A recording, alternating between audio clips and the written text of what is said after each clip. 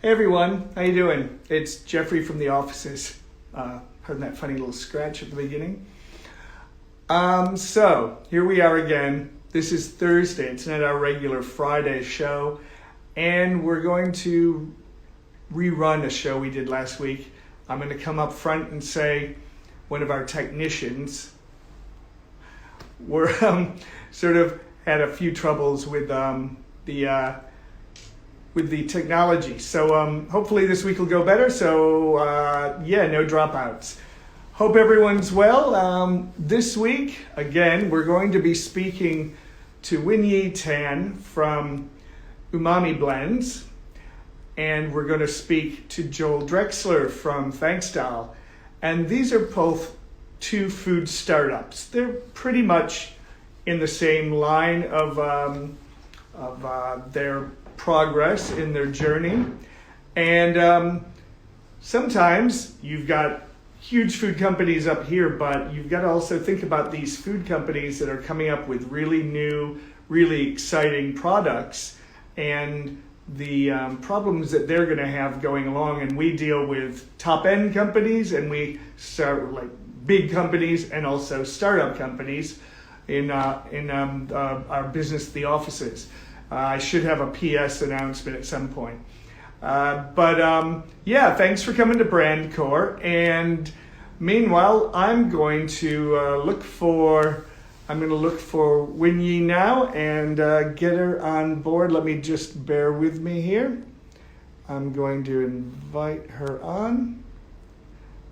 And there we go.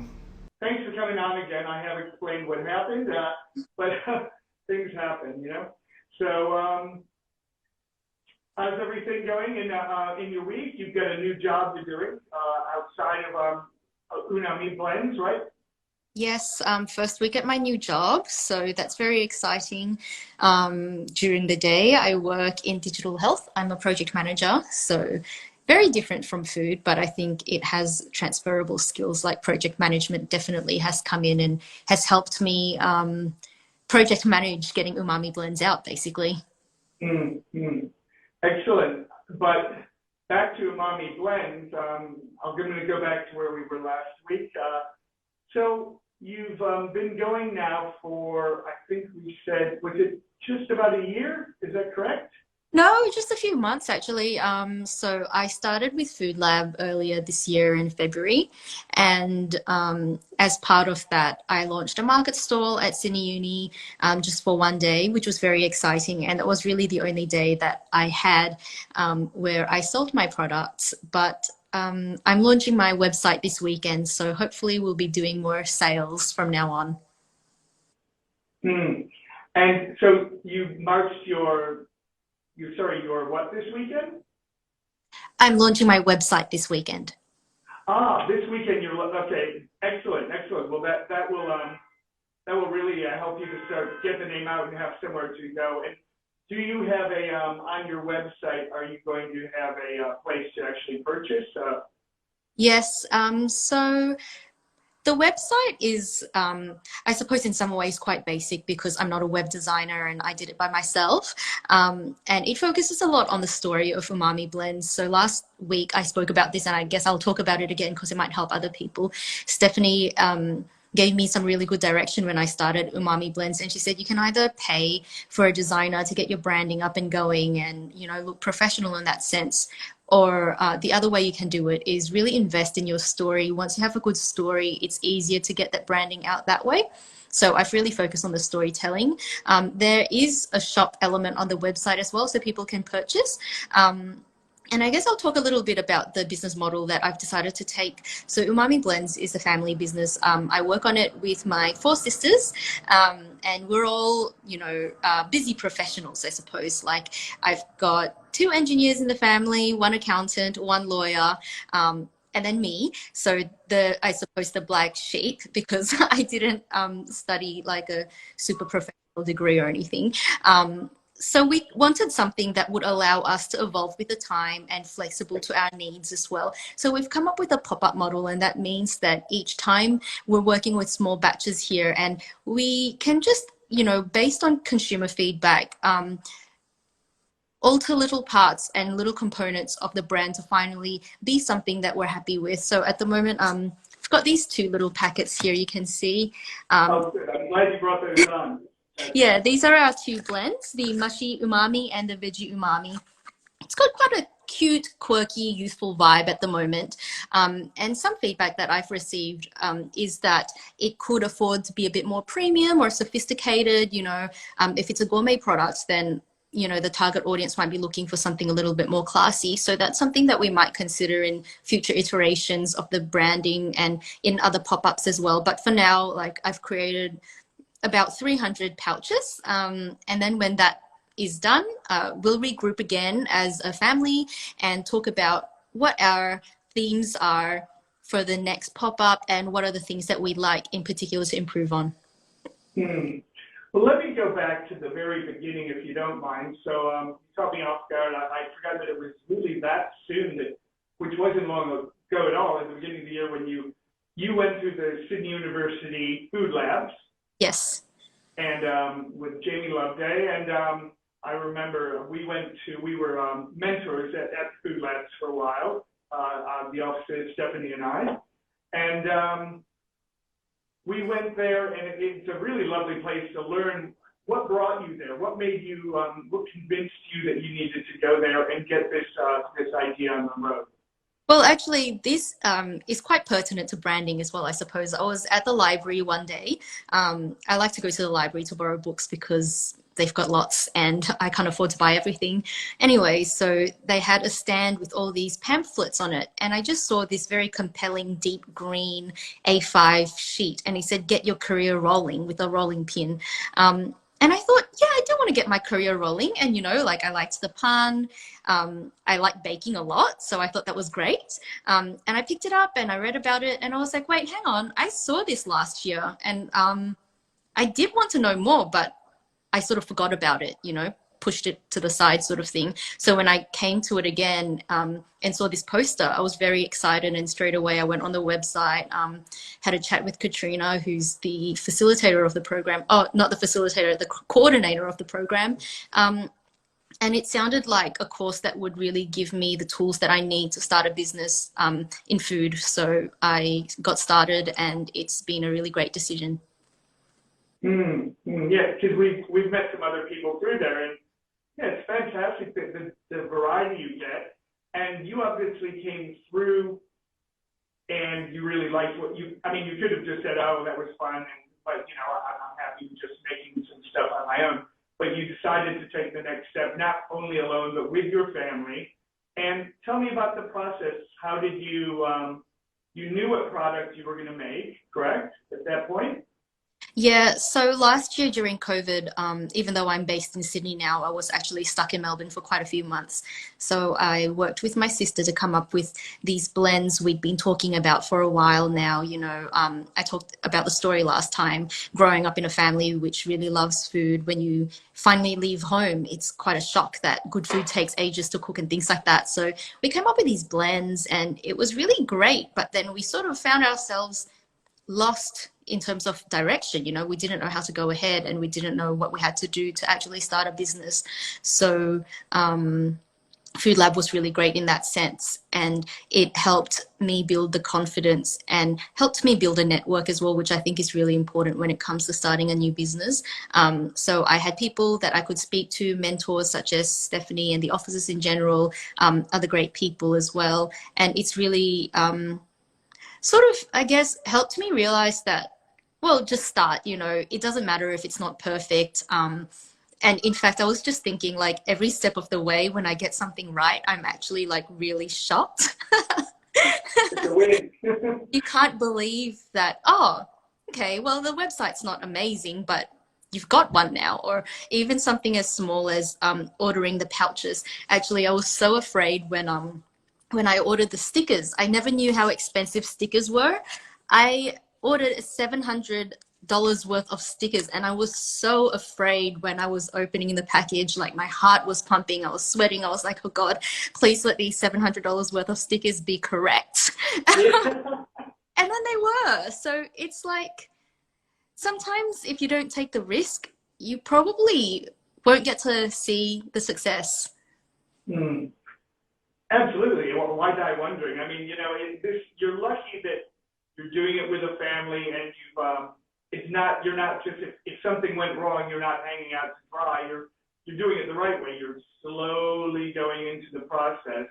And, yeah, I think it's fantastic even if you start side projects, it's great to do that, whether it be writing a book or starting a company, because those are other parts of you, who you are. That's fantastic.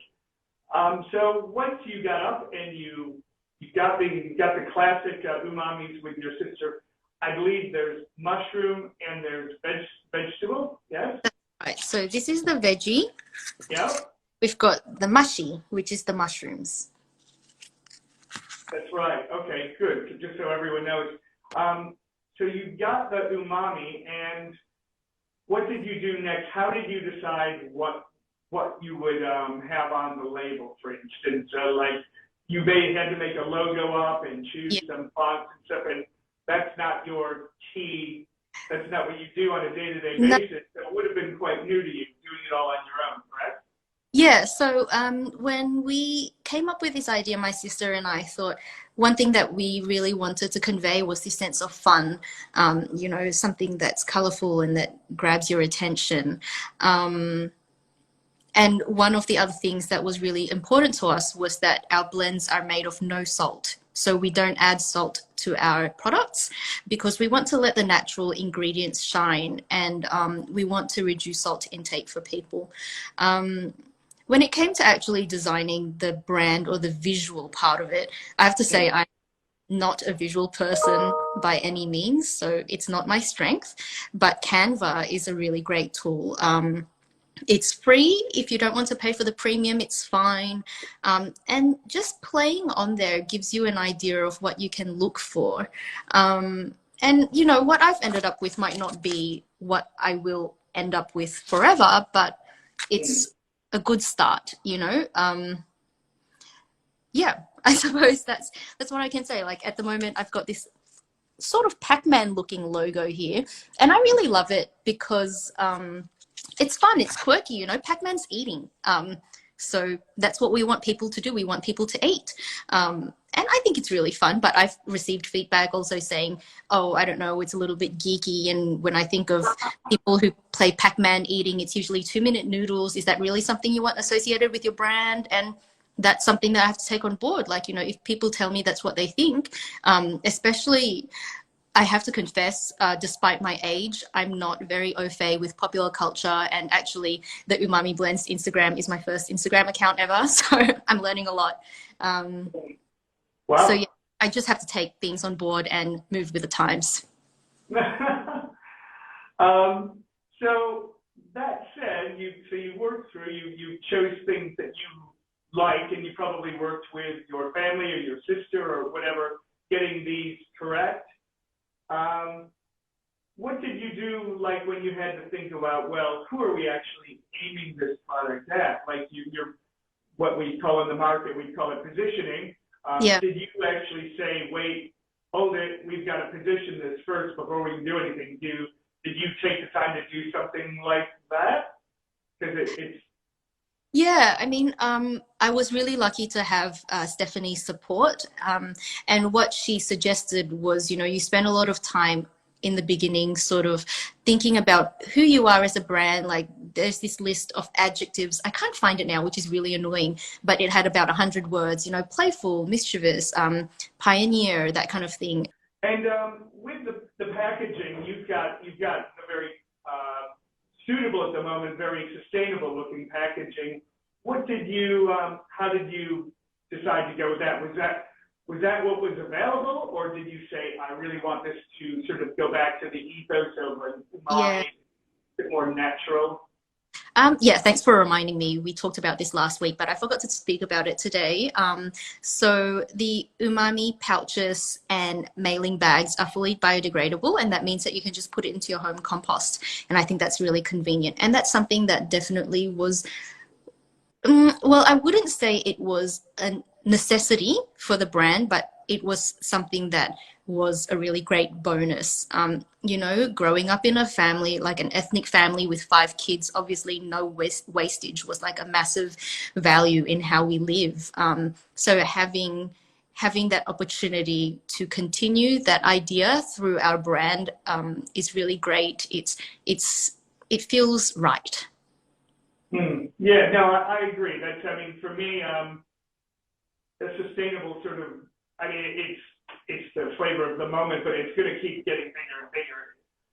I hope someday we go towards packaging that you just bring your own package to the supermarket and you just get the bulk amount you need. But this is a very good in between. I thought, and so it's good that you thought about that. That's fantastic. Yeah. And what is your, where do you see you can take this? I mean, I see the premium nature of this is going to, for me, it seems like a premium item. Like people in the know, like a lot of people don't know what umami is, where I think you'll have to push that sort of value. And I think the people that are real foodies, probably a little high on the premium level, know this is, do you plan, where do you want to go with it? Do you see different flavors? So we have actually a range of 6 flavors. We've started out with the 2 for now, mushy and veggie, because these are vegan friendly, so they're more accessible to everyone. You know, they're gluten free, they're vegan friendly, all the kinds of like dietary restrictions have been catered for in these 2 blends, and they're sort of like the cheapest ones to make. We have some others which are more grounded in, I suppose, the culture of our upbringing, which is Malaysian Chinese. Lots of like dried seafood, for example, and also seaweed, things like that, that we've always used to flavor and build the profile of our food. So that's something that I'd like to look into in the future. But for now, just to make things a little bit more manageable, I think 2 is quite good. And obviously, you know, we've got our first pop-up coming up online this Saturday, which is very exciting. And we'll just see how it goes, I guess. You know, it would be really great to get into some shops, some local shops. So I suppose maybe that's the next step. Yeah, that sounds like try it out online. Maybe once we get markets up and we're out of lockdown in Sydney, that would be another, just to try it, but that's going to be a lot harder. Getting onto a shelf that's going to be key, isn't it?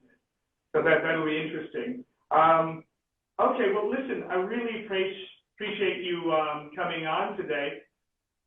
We're talking about startups, and do you have any final words for things that, like, something to look for? Like, are there any hiccups that you took on the way that you could see that would really stop people, or are there any like tips to better yourself? What do you look for when you're starting a food brand? I think the thing that most people are overwhelmed by in starting a food business, and certainly was the case for my sisters and I, is the fact that there are so many legal and financial hurdles to get through, you know, getting an ABN, for example, navigating the rules of whether or not you're allowed to produce food products in your own kitchen. Where do you have to go to for that? Do you have to register for council? Those things are really difficult to navigate. And as someone who, you know, has a master's degree and lives and has grown up in an English speaking environment, if it was hard for me, I can only, you know, guess how hard it would be for people with lower literacy levels or lower language skills. So I definitely understand, and it's something that I think needs to be addressed. So perhaps, you know, New South Wales government could look into that. But if you are thinking of doing that, and if you would like to start, Food Lab is a really great place to be, because they handhold you and help you through the processes. And if not, I would say also just reach out, because I have been floored by the generosity of people in this network and in this community, and people are willing to help. So if you have something that you'd like to do, just do it, and try to get in touch with people. All right. So everyone, this is Whitney Tent from Umami Blends, and where are we going to be able to find this food pop-up on the weekend?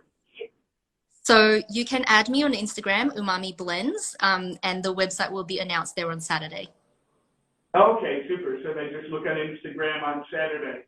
So Yeah. I hope everyone gets those orders in. It would be, yeah, I saw Adrian Dumba was doing some banana and nut brownie type things they looked the other day, but he was talking about adding umami in with it. And Oh, wow. after we were getting, I was like, oh, I didn't see that in that. That was interesting. But it was actually in the name of the recipe that he was making as well. So, Wow. yeah, don't ask me, but it was fruit style. Okay, great. Well, listen, if you just now click off on your little X up at the right-hand corner, Yep. thank you so much, and we'll talk to you Thank soon. you very much for having me. Bye. Thanks, bye. And saying goodbye. Okay, everyone. That was great. So, as I said before, we're talking to some people that are just starting their food businesses. That was Umami Blends, which they're doing umami that you put on different foods, and it brings out these gorgeous flavors. And next we'll be talking to Joel Drexler, and he's up in Byron Bay area, Mullumbimby, I think officially. And he's doing these things called Thanks Dahl, and it's taking the idea of Dahls, like the split peas, etc., and making them into bars that you can eat, like a breakfast bar or a snack bar, etc. So it's quite different, but the one thing they have all in that are the same thing is that they've all gone through the food labs at Sydney University, and this is a new program that's been taking these people that want to start food brands, and they're showing them everything from the branding, how you look for the business, how you get through different hurdles, and they come out quite well. We've been a mentor for them as well, and fantastic program. I'm going to invite Joel Drexler on right now. You look different today. I don't know what it is, but you look a little different. I don't know. Thanks for coming on again. Everyone, this is Joel Drexler, and he's from Thanks Dahl. And I was explaining in a very haphazard way probably exactly what Thanks Dahl is. Why don't you start off, Joel, by telling me what's Thanks Dahl, because it's kind of a unique product. I was taken aback. Tell them. Thanks Dahl is a brand where we make bars that we call Dahl bars. So they contain roasted chickpeas, which is the Dahl component. And I'll just say what Dahl is. Dahl is any legume that has been split. So we use chickpeas that have been split, which is called chana dal. And that's what we use in the bars. So they're roasted, so they're quite crunchy, like nuts. And we mix that in with some seeds, brown rice syrup, and coconut oil. And we bake them to form bars, which we package up and sell online at the farmers market. Because you listen to these podcasts and everything's just seamless and perfect. And then if you go live, you've got all sorts of things happening. Okay, so when you told me about these Dahl bars, I found it almost hard to imagine. I haven't ordered any online. I should have ahead of time to get a sense of this, because I think of Dahl as generally like a curry, generally from Southeast Asia or even India, Pakistan, etc. But this is not. It's more like a breakfast bar. There's sweetness in it. Yeah. I try to get a balance in all of them of sweet, savory, and salty. So the three flavors are a chai flavor, where I use cinnamon, ginger, cloves, and cardamom to give it that chai taste. And then I've got a savory one, which is a turmeric and cumin flavor. So I use a bit of brown rice syrup, which is sort of like honey, but it's vegan and less sugary. And that binds it all together and adds a little bit of sweetness. So by getting that balance, it makes the bars quite unique and different to any other bar that I've tried out there, where it's not super sweet, but not super savory. It's sort of a mix. And by adding chickpeas in, it means they're all gluten-free. There's lots of protein in them, and they stay vegan. And so many bars, I find they use oats, which have gluten in them, or they use weird blends of protein powders that I can't even pronounce, and it just makes them taste quite dry and bland, or they put heaps of dates in them and they all sort of just end up tasting like dates. So by using all the spices that I use in the chickpeas, it makes them quite unique, and it makes them have a flavor that I try to get as in a meal. Like when you're having the turmeric one, it's like you're having a curry that you get in an Indian restaurant, but it's in a bar. You say that. I'm like excited. I've got to try this. You're getting a lot of love here online. I don't know if you can see all the comments, but yeah, you're getting a lot of love. It's my mom. Do you have any of the bars with you that you can show to people? Yes. So this is a packet of the chai flavor. So they come about 7 in a bag. So I cut them up and hand make them all myself, and then put them in packets and try to sell them to retail shops around the Northern Rivers area and at the markets and online.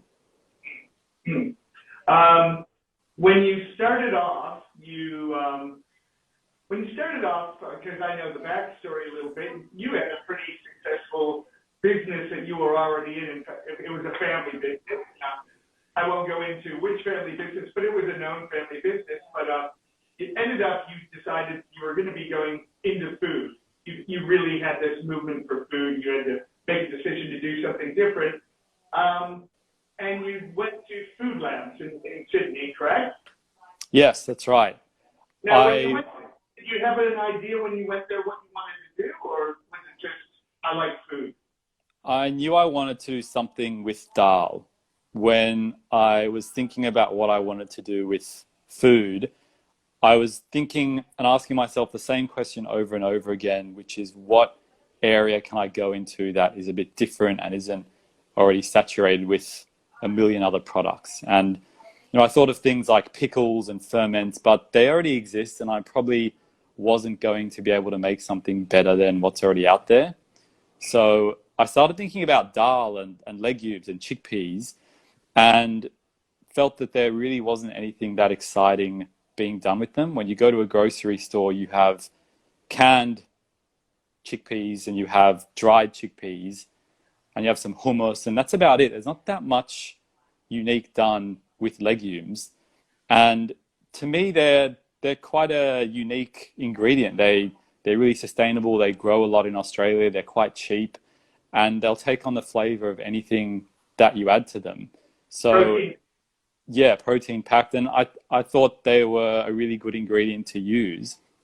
And I was originally doing mixes to make dal, like the dried legumes in a bag with some spices, and people would take it and make their own dal at home. And I was doing different experiments with that. And I'd go into some of the grocery stores in my area when I was living in Sydney and ask them, do you sell these well? Pointing at some of the dal mixes they had. And the response I got whenever I asked that was, no, we don't really sell them. So that answered my question pretty quickly, that dal mixes were not the way to go. And so yeah, and there's my answer. That would have, if I would have made these and done that whole process, it would have taken months to figure out they don't work. So just by asking a question to the right people, you can get an answer pretty quickly without having to waste a lot of time. So going back to Food Lab, I knew I wanted to do something with dal, and that's about it. That's all I knew. And when I looked up Food Lab online, I was just browsing for food courses, and I saw the Detroit one, and I was looking at it, and it looked really interesting, and I saw they had a Sydney course as well. So I started researching that and got in touch with those guys and joined. Fantastic. And when you went through that, I know there's mentors and classes, etc. By the end of it, did you have a fully framed idea of your product at that point? Like you said that you mixed it with the rice and started baking them yourself. Were you at that point? Yeah, I was at the point of making I was making mixes of the dry ingredients to make dal bars with. So originally I was making all the dry ingredients, mixing them up, the chickpeas and the spices and all the seeds, and selling a bag of that so people could make their own Dahl bars at home because I didn't have access to a commercial kitchen. So Yeah. Food Lab helped me figure out how I would do that with the branding, with how I could market it, telling the story. So by the end of Food Lab, I had a pretty good idea of the product I wanted, which was the mixes. And then after Food Lab ended was when I started doing the markets with the mixes. And I'd have little samples I'd give people of the bar and say, you can make this yourself. And everyone really liked it. And I sold the mixes to people. And I did a few markets and I found people would come back and say, oh yeah, I bought one of your mixes 2 months ago. I haven't got around to making it yet. And I thought, this is not a sustainable business where people buy a product, they don't make it for 2 months. So that, along with feedback from quite a few people telling me, why don't you just make bars? They're way easier. People don't want to make something.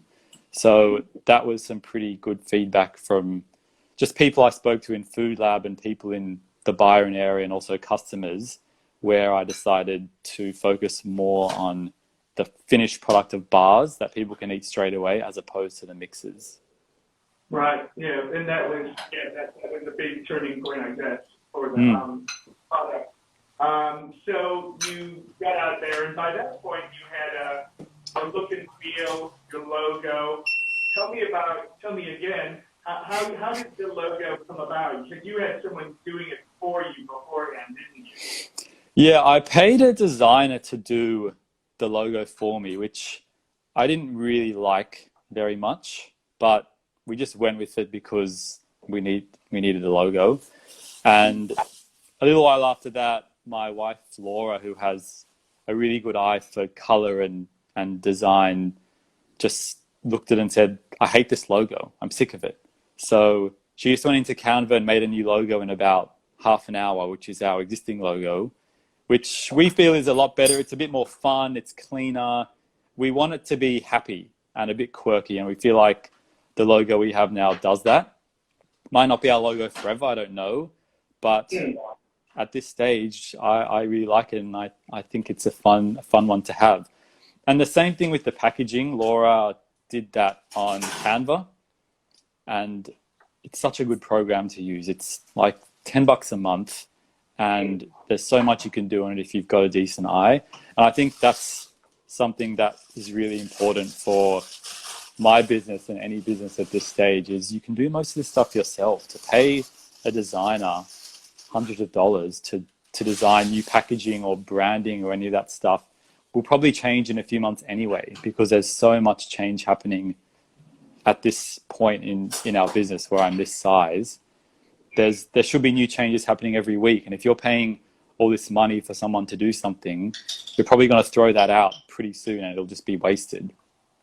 You're not, I mean, when you're starting up, and it's like, if you don't have a backer, or if you don't plan on going on the store's shelves right away, it's better to creep up the ladder than to try to just all of a sudden blow your budget and, save that budget for marketing afterwards. So that was very clever of you to figure out getting, that many people don't. And from there, now that you've got the bars and you're doing that, you're selling from markets, and you've also got shops on board. Is that correct? Yeah, we're in about 28 retailers just around the Northern Rivers and the Southern Queensland area. And that's been really beneficial because it helps me learn about what stores work well for the product, what customers are doing, what the staff think of the product. And you just get that feedback straight away when you're doing it yourself. And that's something I think is really important as well at the beginning, where I think a lot of businesses might go straight to a distributor and just say, oh, great, they'll handle it all and they'll do all the sales for me. But you're not learning anything. You're just giving it to a distributor and hoping that it sells. And maybe it will, maybe it won't. But when you do it yourself, and I go into the shops every week and talk to the staff and talk to the managers and ask, why isn't it selling? Why is it selling? What do you think? What are customers saying? You learn so much about the product. And I've made so many changes to the branding and the recipe and the size of the packets in different stores. And I'm still testing different areas of it, that allow me to refine the product and improve it. And I'm still experimenting with different things to try. I've got a few different sizes of packets in different stores with different pricing. And until I get to a point where I think sales are really strong in the stores I'm in, I wouldn't want to try to get into hundreds of stores, because you'll just end up spending all this time getting one-off sales and then no repeat orders if you haven't perfected the product. And it's great because you also said you've got you've got sales online through your website, and you've got the market, which right now we're in lockdown, so probably not as thriving. So it is good, and you see how this sits in the shelf space, setting up your product on the shelf and seeing how it looks next to the others. It's a really big part, so it's good you can do it on a small scale like that. What do you see for your next big priority? How do you move on from where you are now? What is it just to keep building the shops around that you get into? Is it the product that you want to build? What do you go from here? The big priority now is getting more sales. I think for someone like me who loves food and cooking and experimenting, and anyone who has a food business, it's so easy to just get really focused on making new products and tweaking recipes and doing the fun stuff, which is inventing new products. And if you're not developing ways to sell those products, you don't have a business. So I'm confident I've got products that are good and that are selling reasonably well. And now I need to figure out how I can make them sell more. And that's by constantly going into the shops and figuring out what's working, what's not working, and making tweaks to the branding and labeling and figuring out how to get more sales from the stores I'm in. When I go to shops, I do a lot of store tastings as well when I can. And that lets me get that feedback from customers. And based on that feedback, I can then make an improvement to something and hopefully get more sales. So it's really about generating more sales from what we have rather than expanding anything.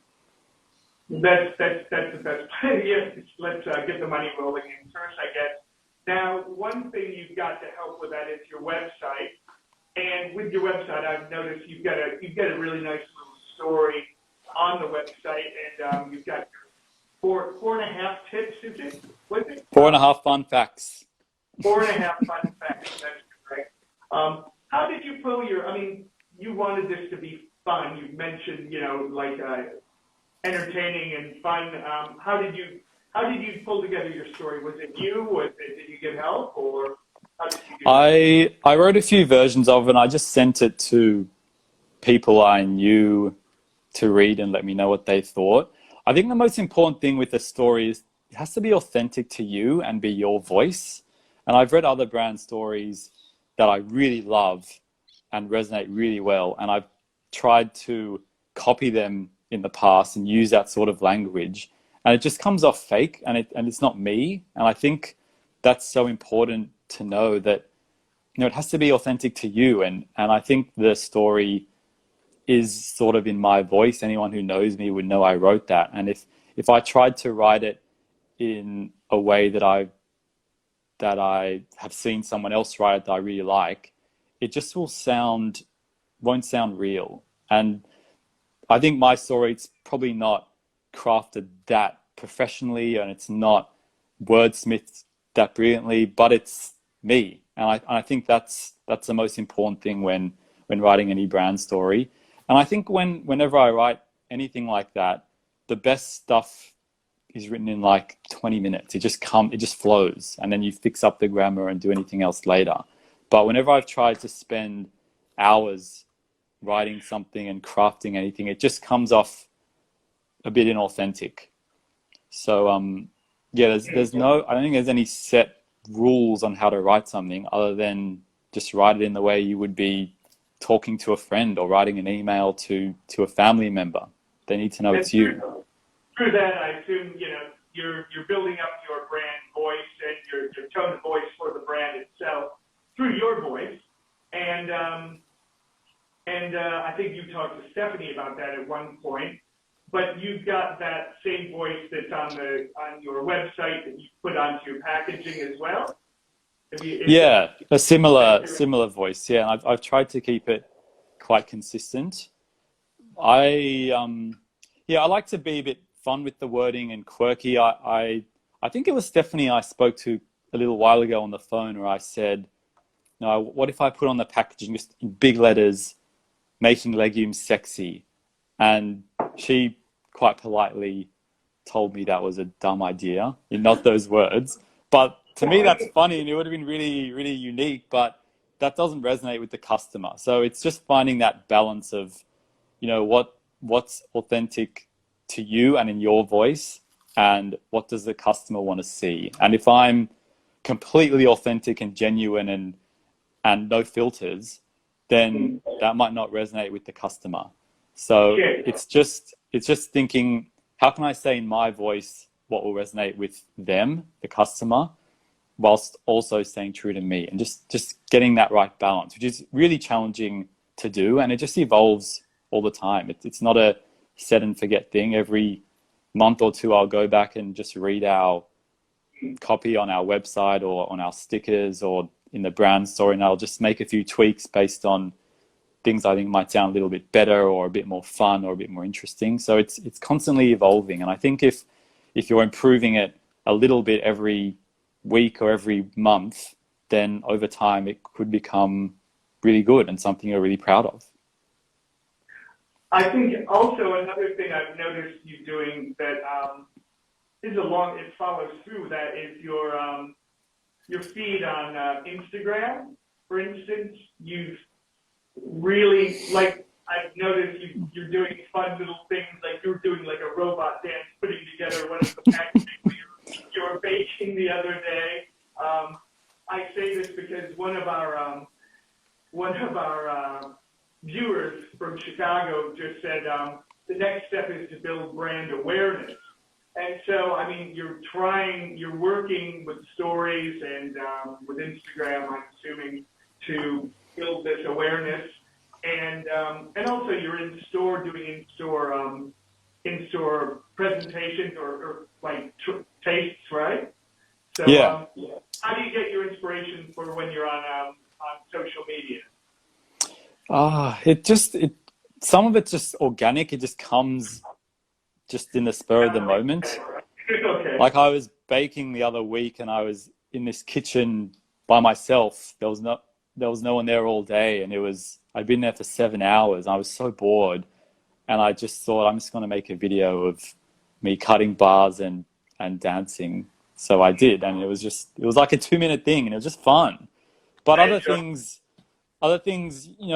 Laura and I will look at different Instagram pages and just see what we like that other brands have done, and we'll sort of copy them a bit and put our spin on it. So it's just a mix of everything. When I'm sitting on the couch at night, I'll just flick through Instagram of different food brands and see what they're doing and see if there's anything there that we can use and sort of do ourselves. And all the photos is just done with our iPhones. We don't do proper camera shoots or anything like that. And iPhones are pretty good now, so I think most photography and videos can be done using them.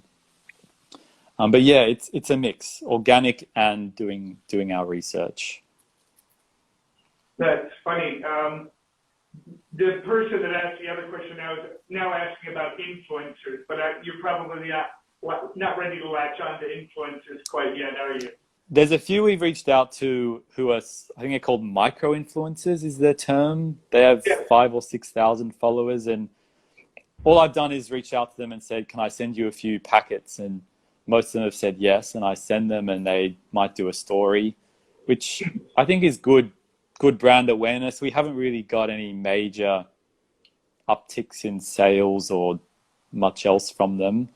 I don't really know how that all works really with influencers and all that. I think it's very easy to spend lots of time and effort trying to get influencers on board and trying to build awareness that way. But I think if you've got a good product and you're getting it out to people and you've got a good message, I think that's a much better use of energy than sending free stuff to influencers to try to talk about your product. Listen, I think influencers definitely play a part in if you have a marketing plan. I see it a little bit further down the line. That's why I was sort of, when our friend here asked about influencers, I thought it was jumping the gun a little bit, but they definitely do. Like we've got one client who's approaching some, and they're getting great results out of it. We've had other clients that have approached some and had rather average results. So I guess it just depends how you sell in your story, and the influencers you contact. Well, if you're really hyper focused on it, like I'm that position, you know who you're, what your story is. It does become very useful. So I think further down the line with that. So to wrap things up a little bit, what do you? I asked this to Win before. Do you have any sort of thing I'd say to lessons learned or tips for anyone else starting a food business coming up in the market? Yeah, I think to me, a really important thing with a food business is how easy it is to start it. You can just go in your kitchen, make some product, and go to a market and try and sell it. It's not like computers or clothing where you need to order huge amounts or spend huge amounts of time making it. You get a council approval, which is relatively simple to do, and make it and try to sell it. It's simple, and then see what happens. And you don't need to spend months trying to perfect things and get everything 100% fantastic. If you've just got a basic product that you think is pretty good, take it to a market and see what happens. People aren't going to get offended unless you've got something really bad.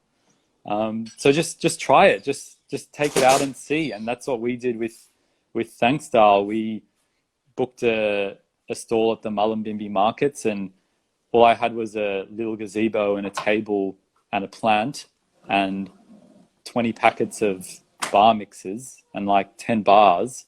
And we set up and called out to people to try it and see what they said.